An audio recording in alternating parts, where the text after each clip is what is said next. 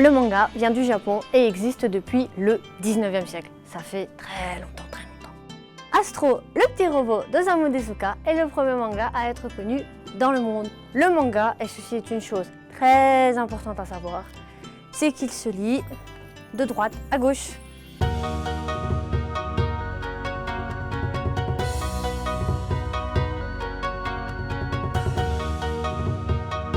Dans le manga, il existe plusieurs genres. Je vais commencer par le shonen, pour les garçons, souvent adolescents, voire jeunes hommes. Nous avons, pour commencer, Fullmetal Alchemist. C'est l'histoire de Ed et Alphonse Elric, qui, après avoir voulu ressusciter leur maman, finissent par devenir des membres de l'État. Ils ont une quête à suivre pour trouver la pierre philosophale, pierre qui, normalement, doit ressusciter toute personne ayant décédé. Il y a aussi Saint Seiya, qui est le manga par excellence du shonen. Le plus connu étant Les Chevaliers du Zodiaque et la légende des 12 temples, avec les 12 chevaliers du Zodiaque.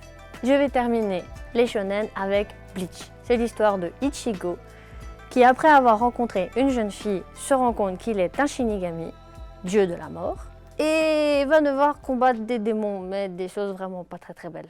On va poursuivre avec les shoujo, manga pour filles, mignons, roses, plein de bonbons. Il y a Alice au royaume de trèfle, Alice au royaume de joker et Alice au royaume de cœur. Ce manga est à la base un jeu vidéo, mais en voyant l'effervescence que le jeu a créée, la dessinatrice du jeu a décidé d'en faire un manga. Ensuite, nous avons l'un des plus connus shoujo au monde, Sakura, chasseuse de cartes. Tout le monde connaît. La jeune petite fille qui trouve des cartes dans le bureau de son papa, qui malheureusement les fait disperser dans toute la ville.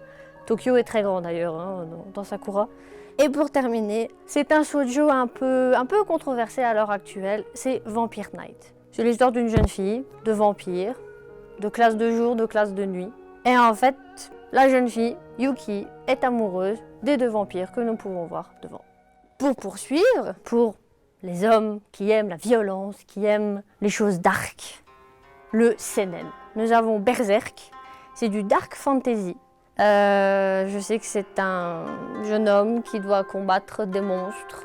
Ensuite, nous avons Gantz, qui est aussi un manga assez violent pour les personnes ayant les traits bien accrochés. Et enfin, pour finir dans le seinen, Tokyo Ghoul, qui est par rapport à l'animé beaucoup plus trash dans la version manga que dans l'animé. Il y a beaucoup de censure dans ce manga, malheureusement.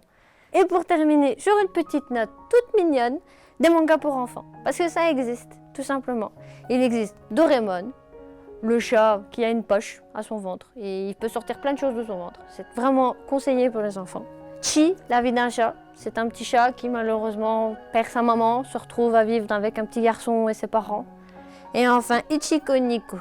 Ichiko et Nico, qui sont des sœurs jumelles. C'est aussi une belle petite histoire pour les enfants. J'espère qu'avec tout ceci, je vous ai donné envie d'en apprendre plus sur le manga, de vouloir en lire autant que vous pouvez.